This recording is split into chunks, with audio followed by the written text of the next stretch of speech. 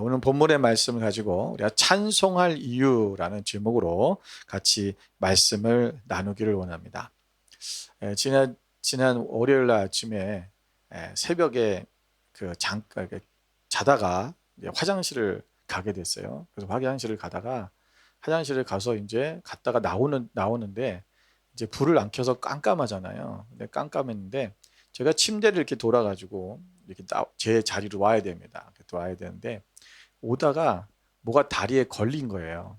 그래가지고 그걸 넘어지는 순간 넘어지면서 여기 사진을 보시면 여러분 그림이 하나 있는데 제가 일부러 우리 집 사진 그러니까 우리 집 지금 전체 사진이 아니라 복도방에 나온 사진이에요. 저희 그 거울이 있는 붙박이장 있잖아요. 저 문이 열려 있었어요. 그래서 그 옆에 이제 그 프레임에 그 쇠에다가 그대로 여기를 박은 거예요. 와, 처음에는 이 피가 나게 찢어졌겠구나 생각. 그러니까 피가 찢어진 것처럼 느껴졌어요. 그래서 피가 나겠지 하고 손을 이렇게 딱 댔는데 보니까 피는 안 묻은 것 같고 끈적끈적한 게 없더라고요. 근데 너무 엄청 아픈 거예요. 얼마나 아픈지 막 제가 소리를 질러가지고 저희 사람이 깨고 막 그랬는데 그게 지금 계속 좀 부었다가 가라앉아갖고 지금 이번 주간에 계속 쑤셨는데 이제 오늘 아침부터는 안 쑤시더라고요. 일주일도 안 됐는데 그만 다 가라앉은 것 같아요. 제가 아프면서 그런 생각을 했어요. 왜 내가 이런 일이 일어나지? 이거 한 번도 늘 지나가는 길인데 왜 오늘 걸렸지? 예, 거기에 걸려서 넘어지지 한 번도 넘어진 적이 없거든요. 근데 제가 오늘 그 시간에 제가 거기에 걸려서 넘어져서 거기 그 프레임에다가 그 쇠에다가 그 모서리 아주 막 쇠 얇은 여잖아요. 거기다가 여기를 눈도덩이 있는 데를 여기를 부딪힐 거라고는 한 번도 생각해 본 적이 없어요. 그렇잖아요. 내가 그렇게 다칠 거라고는 그렇게 부딪힐 거라고는 생각해 본 적도 없고 그런 일이 일어날 거라는 것을 생각해 본 적도 없어요. 그리고 그것이 그날 일어날 줄도 몰랐죠. 그럼 제가 그 생각을 하면서 이런 생각이 들었어요. 여러분, 예수님이 다시 오신다고 말씀하시는데 우리가 주님의 심판의 때가 있는데 종말의 때가 있는데 여러분 그때가 언제인지는 아무도 몰라요. 그런데 우리는 그때가 언제 올 거라는 것은 알아요. 알지만 그게 어느 날 언제 어떻게 닥칠지를 모르는 거예요. 우리 삶에 보면 우리가 어느 날 갑작스럽게 닥치는 일이 있잖아요. 그럴 때 우리가 왜 이 시간에 왜 이때 하필이면 나에게 이런 일이 생겼을까? 우리 그런 생각을 할 때가 있잖아요. 그런데 오늘 우리가 정말 우리 인생에 있어서 그것보다도 더 큰 일이 있어요. 우리 인간들에게 있어서 가장 무섭고 가장 두렵고 가장 정말 우리가 놀랄 만한 일이 있는데 그게 바로 주님이 오시는 날이에요. 그게 우리가 상상하지 못했던 날, 내가 생각하지도 못했던 그날에 나에게 닥친다는 거예요. 많은 사람들이 그럴 거예요. 이런 일이 왜 생겼지? 왜 이런 일이 생겼지? 왜 하필이면 지금? 어떤 사람은 결혼을 앞두고 그럴 수도 있고요. 어떤 사람은 지금 회사에서 승진하려고 딱 하고 있는데 그럴 때도 있고요. 어떤 사람은 지금 대학에 들어가려는데 그런 사람이 있고요. 어떤 사람은 지금 아기를 낳으려고 하는데 그런 사람이 있을 거예요. 왜 하필 지금? 여러분, 심판의 때 마지막 때는요 굉장히 공고한 때입니다. 우리는 이때가 반드시 있다는 것을 알고 있다면 우리는 그때를 늘 깨어서 준비하라고 말씀하고 있는 거야. 여러분, 오늘 우리가 심판의 때, 오늘 그때에 하나님께서 마지막 때 그렇게 오실 텐데 오늘 우리는 그때를 맞이하는 우리의 자세가 어떻게 해야 될까라는 거예요. 오늘 본문의 말씀 보면 이사야 선지자 이렇게 말합니다. 25장 1절에 보니까 여호와여 주는 나의 하나님이시라 내가 주를 높이고 주의 이름을 찬송하리니 라고 말씀하고 있어요. 오늘 이 25장 이전까지 얘기들이 뭐냐면 여러분 지금 온 24장의 이야기는 온 지구적인 종말에 대한 얘기예요. 심판의 때를 얘기하는 거예요. 마지막 때. 그 마지막 때 지금 심판이 일어나고 있을 텐데 심판이 일어날 것인데 그때에 오늘 지금 이사야는 뭐라고 말하냐면 나는 그때에 지금 주를 높이고 주의 이름을 찬송하겠습니다. 여러분 지금 심판이 일어나고 있는데 지금 많은 사람들이 이 심판으로 인해서 고통당하고 있는데 이사야는 노래하겠다는 거예요. 여러분 오해하지 마셔야 될 게 뭐냐면 남들은 지금 힘들어가지고 고통당하고 있고 어려움을 당하고 있는데 여러분 그때에 지금 옆에서 내가 지금 노래하고 있다. 여러분 그런 얘기가 아니에요. 이 노래는 다른 사람들의 고통을 보면서 아 나는 살았네 나는 구원받았네 하면서 나를 위한 노래가 아니라 오늘 나를 구원하신 그 하나님, 오늘 그 약속을 지키신 하나님, 오늘 전능하신 그 하나님을 바라보면서 그 하나님을 찬양하는 거예요. 여러분 심판의 때, 멸망의 때에 우리는 하나님을 찬양할 것입니다. 왜냐하면 우리를 구원하신 하나님을 보며 우리는 그 구원을 기뻐하게 될 것이기 때문에 그래요.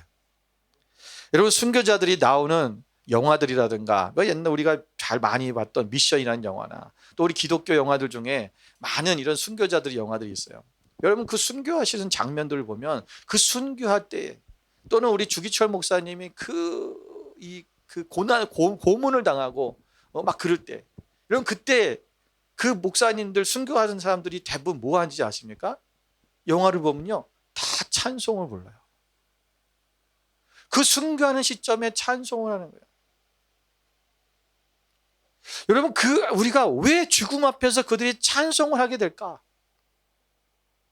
여러분 그것은 오직 우리의 구원자이신 하나님을 바라보기 때문입니다. 여러분 바울과 실라가 그들이 옷을 벗겨져서 매를 맞았어요. 여러분 그 매를 맞았다는 것은요 채찍으로 40의 하나를 감한 매를 맞는 거예요. 그 죄수들에게 그렇게 때리는데 여러분 채찍으로 때리는 거예요. 우리나라처럼 옛날에 곤장이 아니라 왜 40의 하나냐면 40대를 맞으면 죽는다고 봤어요. 그래서 40의 하나를 감한 39대까지만 때려 죽기 직전까지 때린다는 거예요. 그래서 그걸 옷을 벗겨서 때렸다는 거예요. 그 맨살에 여러분 예수님 십자가에서 달리기 직전 채찍에 맞았던 그 장면과 똑같다고 보시면 돼요. 그런데 그들이 그리고 감옥에 갇혔잖아요. 앞으로 그들이 어떤 일이 일어날지 그들이 거기서 죽게 될지 아니면 평생 감옥에 갇히게 될지 아무도 모르는 일이에요. 여러분 그때에 바울과 실라가 그곳에서 무엇을 합니까? 하나님께 기도하며 찬송하더라. 하나님을 찬양하는 거예요. 여러분 오늘 이들이 그런 상황 속에서 하나님을 찬양하는 왜 그랬을까요? 왜 하나님을 찬양할까요? 여러분 하나님께서는 이렇게 말씀하고 계십니다. 이사야서 43장 21절에 보면 이렇게 말씀하고 있어요. 같이 한번 읽어볼까요? 이사야서 43장 21절 함께 있습니다. 이 백성은 내가 나를 위하여 지었나니 나를 찬송하게 하려 함이니라. 하나님은 우리를 창조하실 때 우리를 만드실 때 무엇을 위해 만드셨다고요? 하나님을 찬송하도록 만드셨다는 거예요. 그러니까 우리는 하나님을 찬송해야 돼요. 하나님을 찬양해야 돼요. 그렇게 우리를 지었다라는 거예요. 왜? 모든 피조물은요 하나님을 찬양하도록 돼 있어요. 여러분 그런데 그거 아세요? 여러분 잘 보면 여러분 큰 새들 우리가 이뮤나 또는 타조나 여기 사진에 보시면 캐스월이라는 우리 호주에 있는 동물 아니에요? 여기 큰 새들이 있어요. 여러분 이런 큰 새들은요 노래를 하지 않아요. 신기하죠? 이들이 하는 소리라는 건 왁왁 이런 소리밖에 안 내잖아요. 그런데요 신기하게도 노래를 하는 새들은 작은 새들이에요. 여러분 작은 새들은요 정말 노래를 잘해요. 그러니까 막 아주 아름다워. 아주 좋은 소리로. 모르겠어요. 목구멍이 작으니까 좋은 소리가 나는지 모르겠지만 하여튼 작은 소들은 노래를 아름답게 부릅니다. 여러분들 근데 그거 아세요? 사람들도 그래요. 여러분 명예나 지위가 높거나 학식이나 또는 재물이 많은 사람들은요 하나님을 찬양하는 소리를 내는 것을 좋아하지 않아요.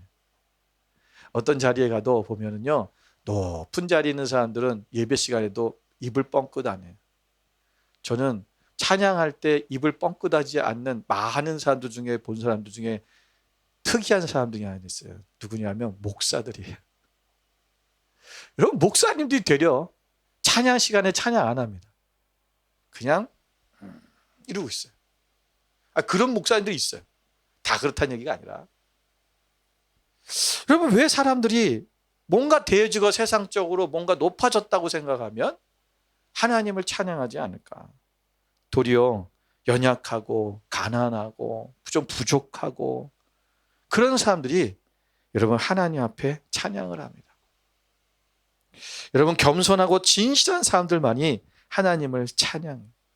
왜? 하나님이 우리를 만드셨고 나를 창조하셨다면 우리는 반드시 하나님을 찬양하는 것은 당연한 것이고 그것은 우리의 의무이고 그것이 반드시 우리가 찬송을 함을 통해서 하나님께서 우리를 뭔가 세워주신다, 우리를 일으켜주시고 구원하신다고 하는 사실을 우리는 알기 때문에 그분의 이름을 찬양할 수밖에 없다라는 것입니다.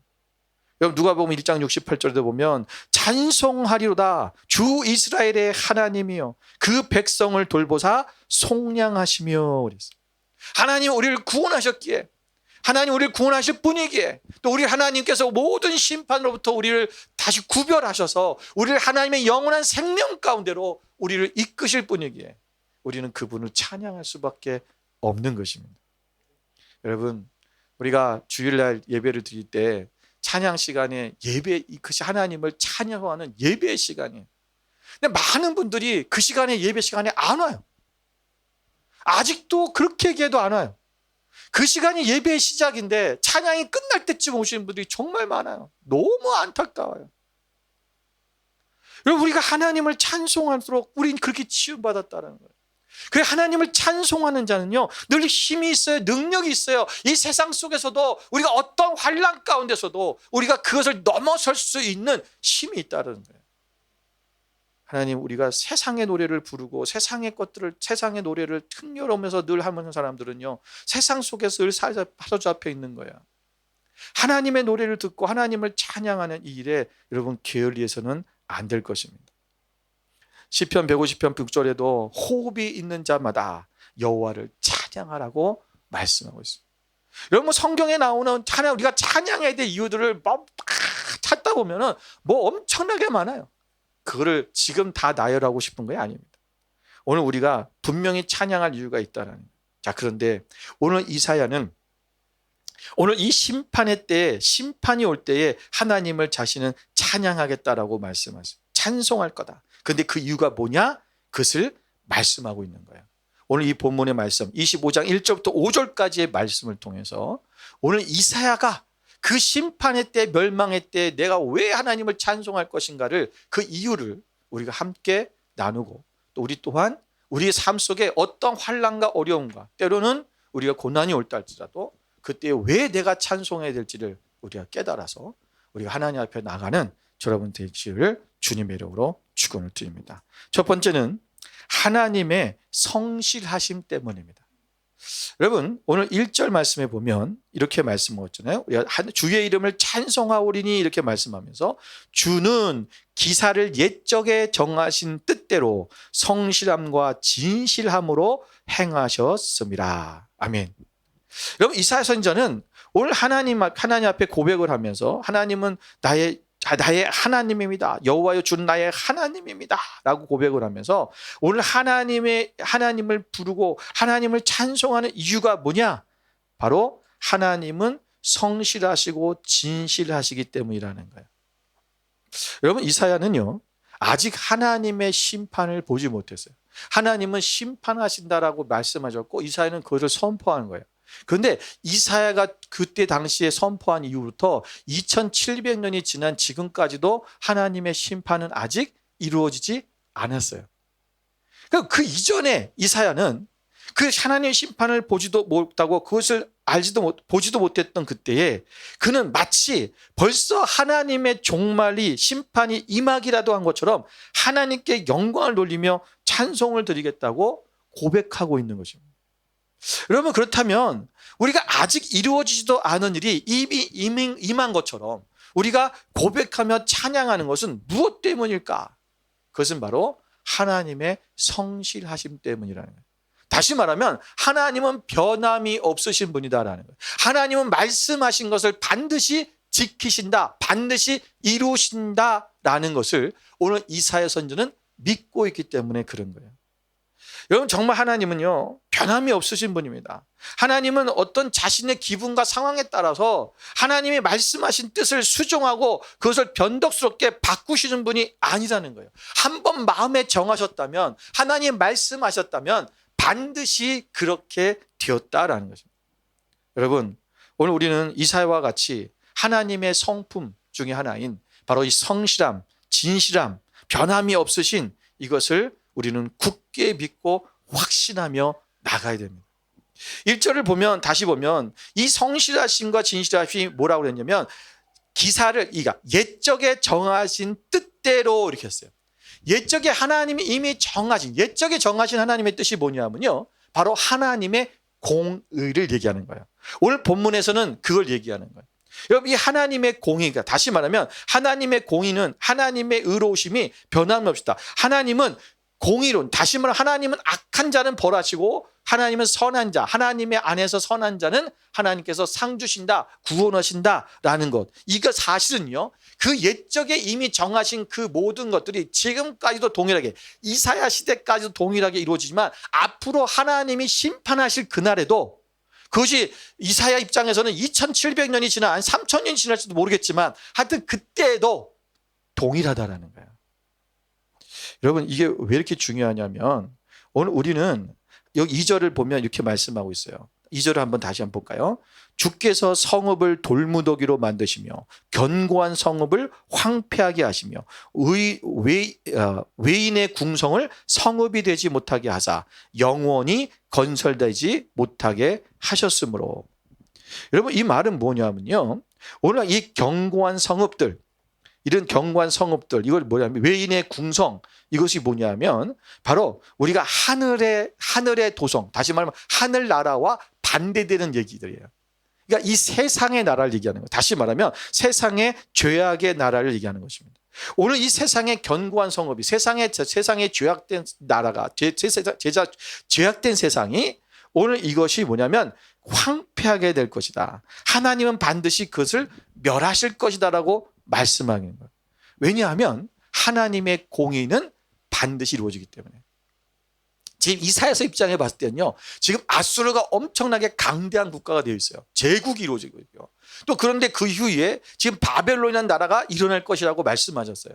그 어마어마한 세상의 그런 악한 세력들이 일어나지만 그런 이들이 앞으로, 정말 이스라엘은 조그마한 나라잖아요. 그런데 그 나라들이 멸망할 거다. 하나님은 그 성읍들을 황폐할 것이다. 그러니까 실제적으로 이사야 눈에서는 그걸 믿는 거예요. 우리가 볼 때 여러분 러시아가 망한다, 중국이 망한다. 여러분 지금 상황에 왔을 때 러시아는 조금 모르겠어요. 러시아는 좀 흔들흔들 거리니까 저게 망할 수도 있다라고 우리가 생각할 수 있겠지만 여러분 중국이 망한다? 상상할 수 없는 얘기잖아요. 그런데 하나님이 그 얘기하신 것들을 오늘 이사야는 뭐요? 철저하게, 왜? 악한 자는 반드시 멸망할 거라는 것을, 심판의 때에 심판을 받을 거라는 것을, 이 사실을요 이사야는 정확하게 믿는 거예요. 여러분 우리가 이 하나님의 공의는 이것이 반드시 실현된다는 것을 믿어야 돼요. 그렇기 때문에 우리는 이 세상의 죄와 타협해서는 안 됩니다. 여러분 우리가 범죄 심리학 용어 중에 스톡홀름 신드롬이라는 것이 있습니다.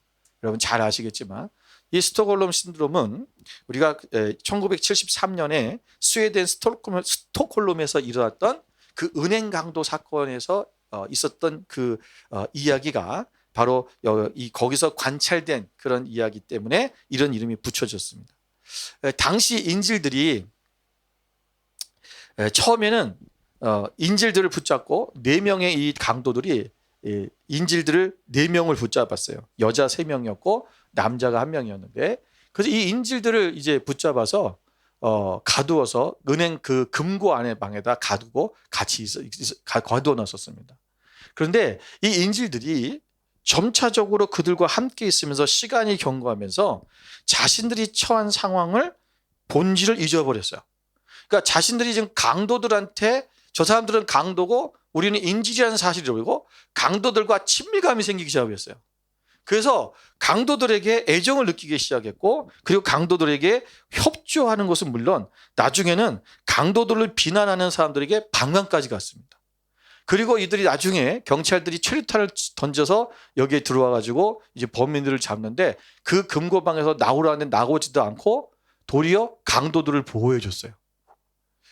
여러분 이것을 보냐면 스톡홀름 증후군이라고 그래요.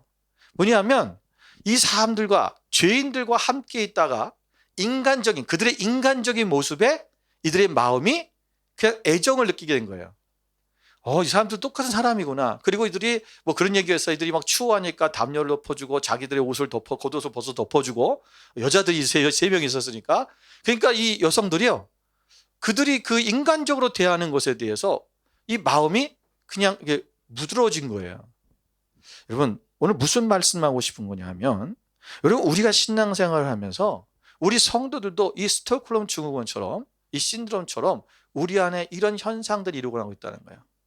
세상의 사람들이 정말 나이스하고 인간적으로 아주 멋있다라는 거예요. 여러분 그들의 모습을 보면서 사람들은요, 괜찮은데 저런 사람? 예수 안 믿는데도, 아니 저 사람이 동성애자인데도 괜찮네? 사람이 착하네? 나이스한데? 왜 그걸 뭐라고 그러지? 우리가 죄는 죄인데 불구하고 그 죄와 의를 분별하지 못하고 이것이 혼동되기 시작하는 거예요.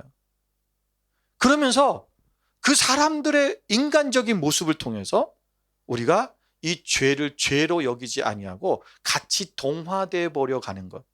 오늘 이것이 우리의 신앙생활 속에서도 이루어지고 있지는 않은가라는 거예요. 여러분 반드시 하나님은 의와 선을 구별하십니다. 그리고 의와 선이 아니라 악과 선을 구별하십니다. 여러분 반드시 하나님은 악한 자들을 심판하실 것입니다. 그리고 선한 자들, 하나님 안에 선한 자들은 하나님이 구원하십니다. 여러분 우리가 세상 사람들이 나이스하고 해서 그들이 예수님을 안 믿는 사람보다 예수님을 믿는 사람보다 낫다고 해서 예수님을 부인해서는 안 됩니다. 여러분 그 사람이 인간적이라고 해서 그 사람에게 죄가 없는 것은 아닙니다. 모든 사람은 다 죄가 있습니다. 여러분 의인은 없고 하나도 없다라고 말씀하잖아요. 오늘 우리가 이 세상의 죄에 동화되지 말고 공의로우신 하나님 안에서 하나님의 의로우심을 이루어가는 자가 되어야 됩니다. 여러분 야고보 4장 4절을 같이 한번 읽어볼까요? 함께 있습니다. 가늠한 여인들아 세상과 벗된 것이 하나님과 원수됨을 알지 못하느냐. 그런즉 누구든지 세상과 벗이 되고자 하는 자는 스스로 하나님과 원수되는 것이니라. 아멘. 여러분 누구든지 세상과 벗이 되고자 하는 자는 스스로 하나님과 원수가 되는 것이다. 오늘 우리가 하나님을 배격하거나 하나님을 모른다고 하거나 하나님의 이름을 조롱하거나 여러분 그렇지 않았다고 해서 우리가 하나님을 원수가 되지 않았다고 볼 수 없다는 거죠. 우리가 세상과 벗이 되고 세상의 죄 가운데 빠지고 죄를 함께 누리며 살아가는 삶이 된다면 오늘 우리는 뭐예요? 바로 하나님과 원수되고 있다. 여러분 오늘 이사야 선지자는 하나님의 그 신실하심, 성실하심, 그러면 변함없으신 하나님, 이 변함이 없다는 것은 하나님의 공의가 변함이 없다는 거예요. 여러분 나중에 봐서 너 불쌍하니까 내가 봐줄게, 하나님 그렇게 하지 않으세요. 노아의 홍수 때를 보십시오. 여러분 노아의 가족 8명 외에는 그 누구도 그 방주 안에 들어가 구원을 받을 수 없었어요. 여러분 노아에게는 많은 친척이 있었을 것입니다. 자기 아들 3명과 며느리 3명만 있었겠습니까? 사촌 형들도 있었을 거고 사촌도 이종사촌 고종사촌 얼마나 많은 사람이 있었겠어요. 또 자기 이웃의 친척들보다 더 친하게 지내는 그런 사람도 있었을 거예요. 그러나 그 구원의 방주의 문은 닫혔어요. 그 누구도, 왜냐하면 이것을 노아가 스스로 열 수 있는 문이 아니었기 때문에 이 문을 닫으신 분은 하나님이십니다. 오늘 우리가 여러분 세상에서 정말 이 공의가 반드시 이루어진다는 것, 마지막 심판 때 우리는 그 사실을 잊지 말고 늘 하나님 안에서 그 하나님을 온전히 믿고 주님을 찬송하며 나가는 믿음의 사람이 되시기를 주님의 이름으로 축원을 드립니다. 두 번째는 하나님은 나의 피난처이시기 때문에 그렇습니다.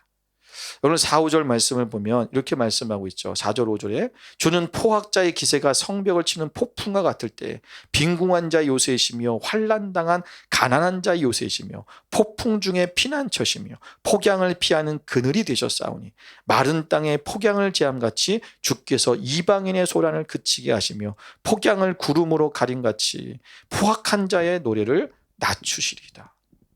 여러분, 오늘 여기서 빈궁한 자와 가난한 자란 이 말은 약자를 의미하는 건데요. 여기서 빈궁한 자란 말의 뜻이 뭐냐면 히브리어로 핫달이라고 하는데 그 원형이 뭐냐면 딸이라는 말에서 나왔어요. 딸이라는 말에서 왔는데 이 딸이라는 뜻이 뭐냐면 어떤 강하고 견고한 것에 매달려 있는 상태라고 해요.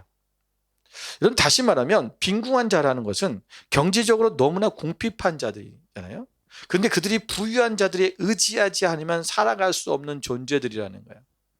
여러분, 어쩌면 우리가 이 사회 속에서 받는 복지 혜택들, 우리의 모든 수당들, 이거 뭐예요? 부자들이 노는 세금이에요. 사실 따지고 하면 돈을 많이 버는 사람들이 낸 세금으로 우리가 어려운 사람들이 혜택을 보고 살고 있는 거잖아요.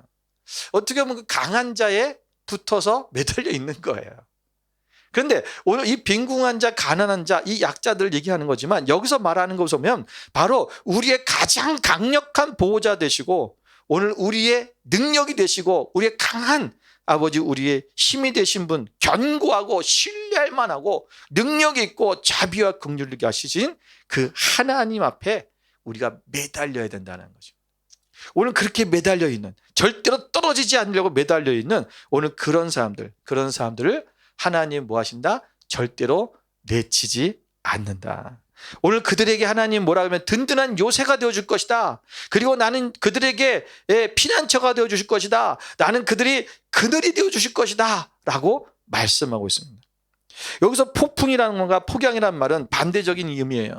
폭풍은 여러분 너무나 많은 비가 내려서 폭풍 바람과 함께 비가 내려서 홍수가 나는 것을 얘기하는 거고요. 폭양은 너무나 태양이 강렬하게 쬐어서 가뭄이 일어나고 땅이 쩍쩍 갈라질 정도로 완전히 물이 조금도 없는 메마른 땅이 되는 그것을 말하는 것입니다.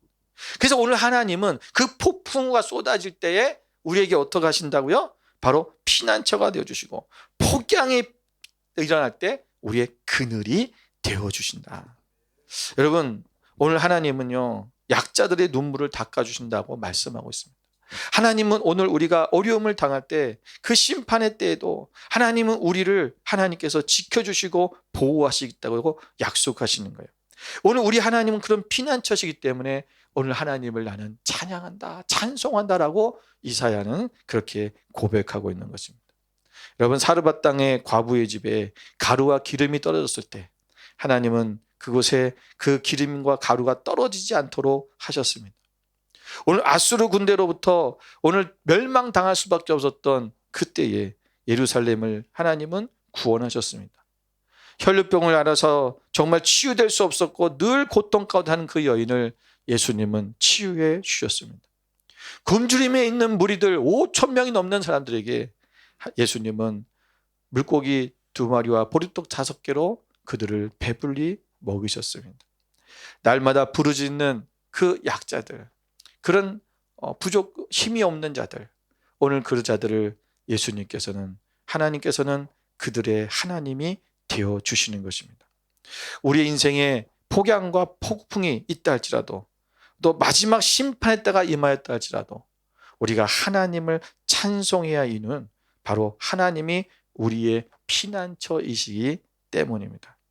로마서 8장 36절 37절 말씀을 같이 읽겠습니다. 함께 읽습니다. 기록된 바 우리가 종일 주를 위하여 죽임을 당하게 되며 도살당할 양같이 여김을 받았나이다 함과 같으니라. 그러나 이 모든 일에 우리를 사랑하신 이로 말미암아 우리가 넉넉히 이기느니라. 아멘. 우리가 종일 주를 위하여 죽입니다. 다시 말해 우리가 어떠한 고난과 어려움과 환난이 우리 가운데 일지라도 오늘 하나님, 우리를 사랑하시는 그분으로 말미암아 우리는 넉넉히 이긴다. 우리는 반드시 승리한다라는 것을 말씀하고 있는 것입니다. 여러분, 하나님은 우리의 피난처이십니다. 그러므로 우리 가운데 어떠한 어려움과 환란이 온다 할지라도 여러분 그때 주님을 찬송하십시오. 우리 아까 말했던 바울과 실라가 그 어려운 환경 속에서 하나님을 찬송했던 것처럼 오늘 저 여러분의 삶 속에 이런 일이 다 있잖아요. 여러분 그런 일이 있을 때마다 하나님을 찬송하는 거예요. 오늘 찬송할 때 우리의 피난처가 되어주십니다. 그런데요, 여기에 정말 멋있는 말씀이 있어요. 5절에 보니까 마지막에 이렇게 말씀합니다.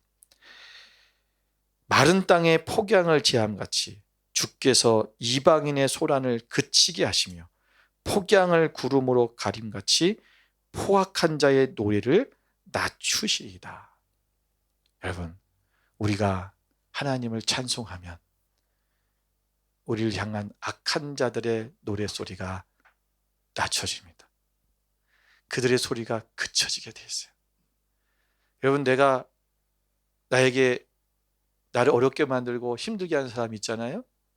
나를 고통 가운데로 밀어넣는 사람이 있잖아요. 또는 그런 환경이 있잖아요. 상황이 있잖아요. 내가 주님을 찬송하면 도리어 그들의 소리가 줄어들어요. 오늘 그들의 그 이방인의 소란함이 그쳐버린다. 오늘 그들이 하나님 앞에 부끄러움을 당하고 그들의 입에 그 노래소리가 사라져버리는 거예요. 하나님은 반드시 우리를 그렇게 역전시킬 것입니다.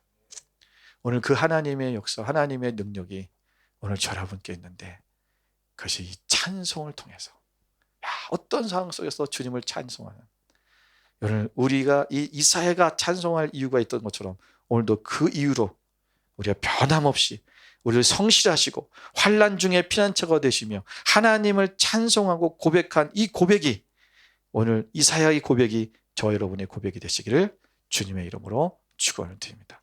기도하겠습니다.